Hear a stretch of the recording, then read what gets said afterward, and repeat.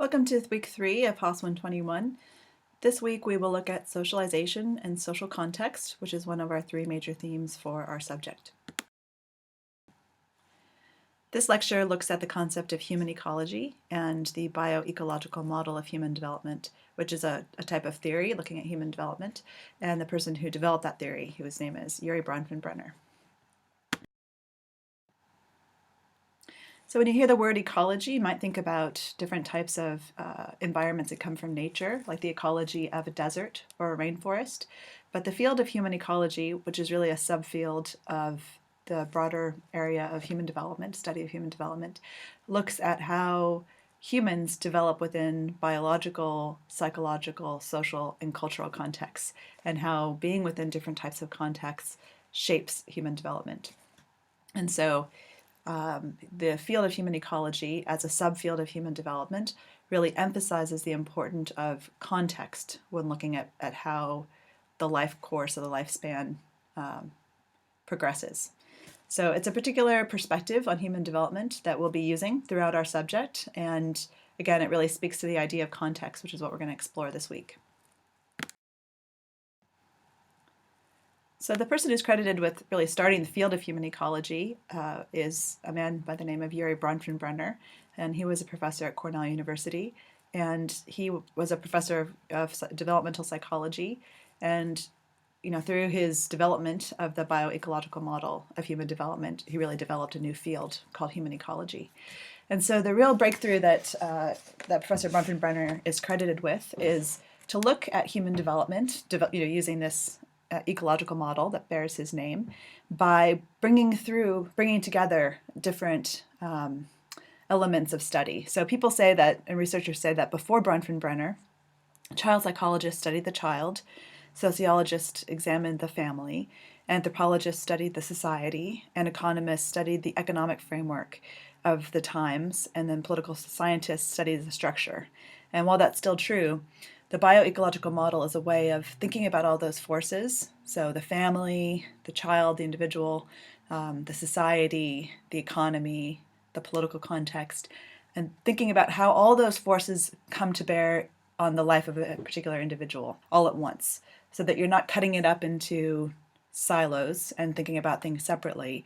The ecological model encourages us to look at all these different aspects and all these different contexts and think about how they're part of a person's life course, because he also brings in the element of time and how different experiences and environments change and pattern over the lifespan. So again, his real breakthrough and the real value of the ecological model is integrating the idea of how different contexts and social relationships influence the development of a person. This is a diagram or visual depiction of the Bronfenbrenner bioecological model of human development. So you can see that, as I mentioned, the idea of it is really to bring together and think about simultaneously all the different types of social contexts and relationships that influence human development. So you see that in this slide, the child is in the center. We're going to be looking at human development over the lifespan, so we really can just think of, instead of the child, we can think of the individual as being in there of the diagram. And then you can see that there are different levels, and we're going to go through each one of those levels because they each have their own names. And they radiate out from the child to the environments that are closest to them, like family, school, peers, community, and media, to more distant types of influences that are, we'll talk about the idea of the macro system that structure the society. So things like culture and ethnicity and religion and political ideology. So it goes from close environments out to big environments, but all of these are having some kind of influence on the individual who's in the center of the diagram. And the reason it's called the bioecological model of human development rather than just the ecological model is that the child brings something to their interactions, and that comes from the child's nature, as we talked about in week 1. So are things that child brings in terms of their temperament, which is something we'll talk more about actually in week 5. That's their inborn tendencies. They bring their physical development, where they're at in terms of the lifespan. They bring their gender, they're a boy or girl, what they look like. So all these things they bring from their own biology to their interactions with others. So the child or the individual in the center is not a passive recipient of these influences. There's a dynamic reciprocal process that's going on. In a minute, we'll get into the detail on the Bronfenbrenner ecological model. But before we do that, I just want to make a few points about the implications of this theory for human development and how we can understand what it means for understanding human development. So, as we'll look at in a minute, there are different levels which overlap to form a complex system of interdependent relationships between the individual and the different settings which form the individual.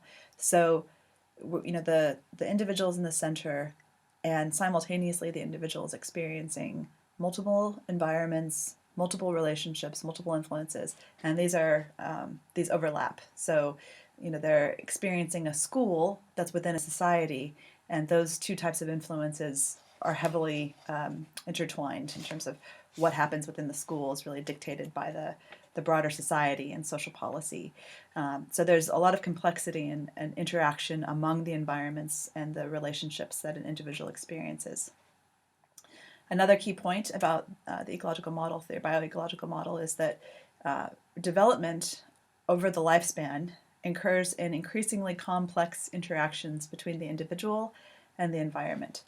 So what does that mean? You know, we tend to have more relationships, we tend to have more complex types of relationships and interactions as we grow older. So you think about a newborn baby, they typically have their interactions with their parents. There might be interactions with the medical system when they're born, and as they receive medical care. At some point, the child goes into childcare, but the world of a small baby is relatively simple when you compare it to other children. So then, as children grow, they enter into new relationships and into new environments. They go to school, they form friendships, they play with children in their neighborhood, for example. They start to interact with the media and watch the media. In adolescence, and people add relationships like romantic relationships, for example, and peer relationships start to become more important. In young adulthood, people are really forming their identity, that going into university, going into employment, choosing partners, having their own families. And so the types of interactions, the types of contexts in which people live, experience, become more complex as their lifespan progresses.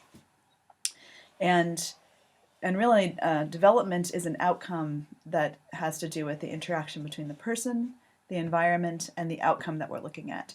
So in the next lectures, we're going to look at different outcomes related to development. Outcomes like, developing certain values or motivations. And so when you think about those outcomes, you think about the person and their nature, as we talked about in week 1, what they come with, how they are, their temperament, how they've been socialized in a personality, and then also the context in which they're living, and as well as the outcome. So when we think about a particular piece, we have to sort of look at the person and their environment and how that influences a particular outcome. And the ecological model suggests that the contexts that are closest to the individual have the biggest role in influencing that person's development and their behaviors. So it suggests that family and peers have a greater role than the broader society, for example, in social policy. So from the close relationships are the most influential, and they become less influential as you go sort of out into the other levels of the ecological model. But all of them have some kind of influence on human development. So now we're going to look at the different levels, and I'm going to identify some questions that you might ask thinking about human development from this perspective. So the individual sits in the center of the ecological model. And as I mentioned before, one of the key ideas of the bioecological model is that there's a bidirectional influence. So the individual influences what's going on in terms of their environments and their relationships, and the individual is also influenced by those relationships. So like an arrow that points both ways. The individual influences what's going on in their context, and is also influenced by those contexts and relationships. So when using the bioecological model to think about human development, at the individual level, thinking about how that interacts with human development, you can ask questions like, what is a person's temperament? So we'll be talking more, later in our subject about temperament, but how does the way that they tend to respond to the world influence how they're developing and the interactions they have? What is the person's physical attributes? So what do they look like? How old are they? What is their developmental level? Does a person have a disability? So all of those types of things influence the kinds of interactions a person has. And what kind of personality does a person have? Similar to temperament. So how do they tend to behave and how do they interact with others? And what is the person's capacities and capabilities? So what kinds of skills do they have? What kind of qualities they have?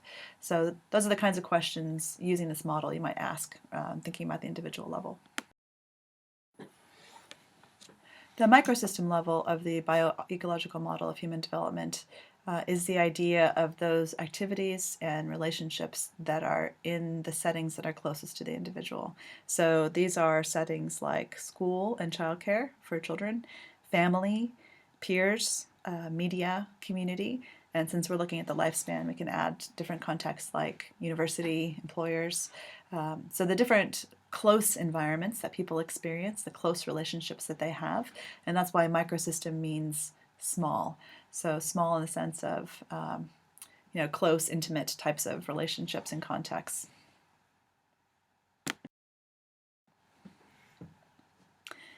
When thinking about the ecological model, thinking about how kinds of questions we might ask and thinking about microsystem types of influences, you might ask questions, and we will look at these kinds of issues, like what kind of parenting style characterized this person's parents? And we'll look at parenting style in week 4. How was a person treated by their siblings? How would you describe this person's peer relationships? What was the person's school environment like? And was the person involved in a religious community? And if so, what kind of support did that community provide? So those are the kinds of questions you might ask to try to understand how a person was influenced by their microsystems.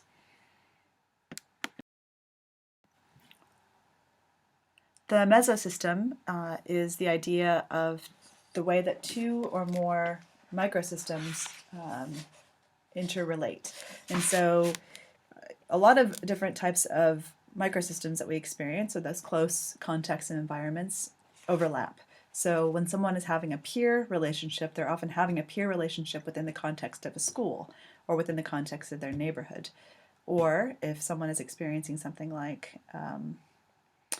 the school and childcare, there's a relationship between the school and childcare and the parents.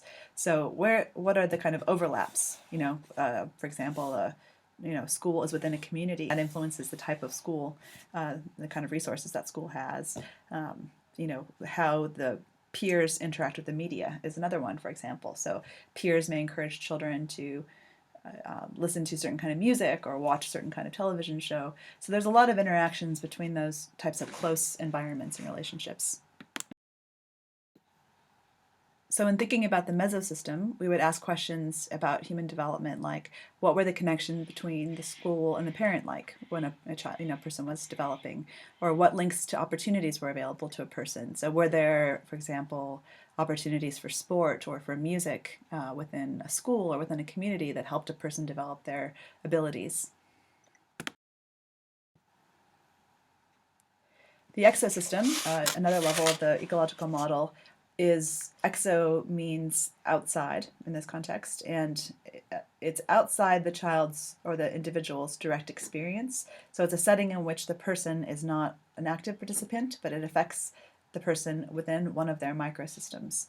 So examples of this would be for a child, for example, what goes on in the parent's workplace influences the child in terms of their home environment. So whether a parent has to work late hours and can't spend time with the child, or loses their job or gets a raise, all of those types of things, they don't happen within an environment the child experiences directly, but there's an influence on one of their direct environments.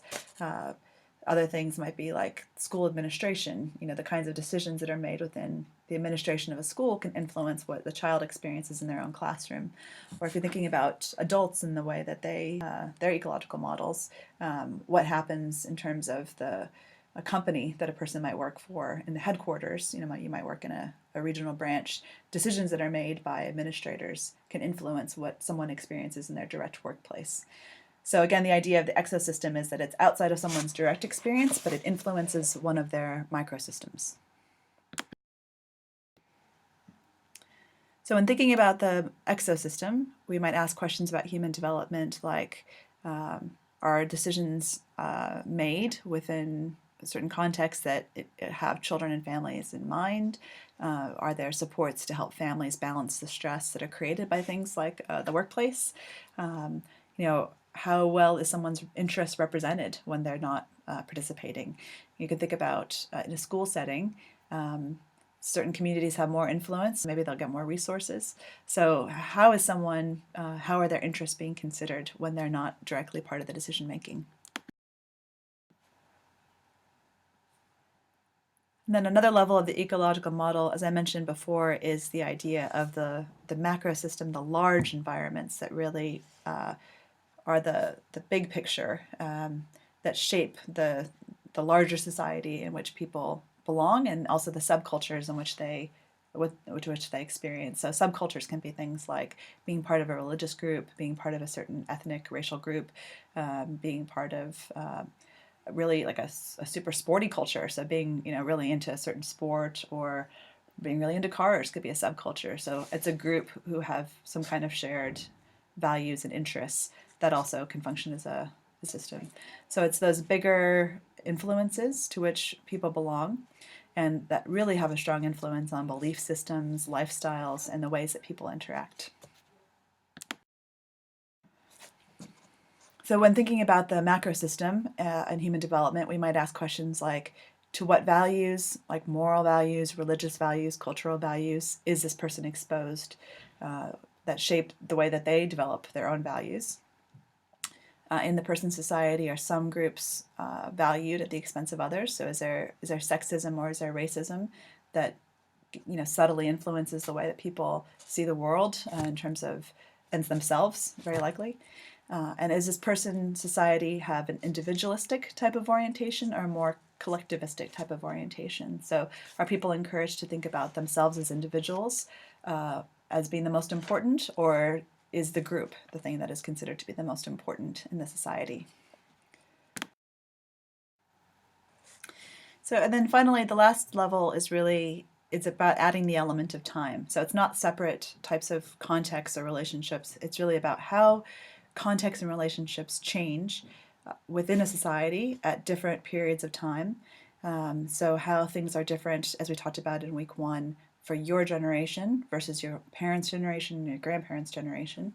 And also how things change over the course of someone's lifespan. So the kinds of social environments and relationships that someone experiences in their early childhood and their middle childhood, and how that's different from their experiences in adolescence, young adulthood, middle adulthood, etc. So there's a time element for the historic period of time in which someone lives, and how what it's like to develop in different historic periods, and also the element of time in terms of an individual's lifespan and how that progresses over a period of time. So thinking about the chronosystem, you might ask questions like, how have values changed within a society over time? So, we talked about that in week one, how have values changed around, when people get married and have children, whether they value actually getting married or cohabiting, there are values that have changed around that. We see values changing right now around gay and lesbians and their rights. So a lot of things change over time. And what is it like to live now? So for example, to live now and be a gay or lesbian person versus what it would be like in a different historic period. That would be kind of a chronosystem element to someone's human development. And then you also can ask questions about, how is someone's development at a particular point in time later in their development influenced by their earlier development? So if you think about someone who's an older adult, how are they influenced by their early childhood and their attachment relationships that we'll talk about next week? What was their nutrition like when they were a young child, and how does that influence their physical health in older age? So those questions that have an element of time bring up the idea of the chronosystem. So that's all this for this first lecture. This is, again, an explanation of the Bronfenbrenner bioecological model of human development that's also described in your reading. And from here, we're going to now look at the ideas of socialization and how that relates to social context.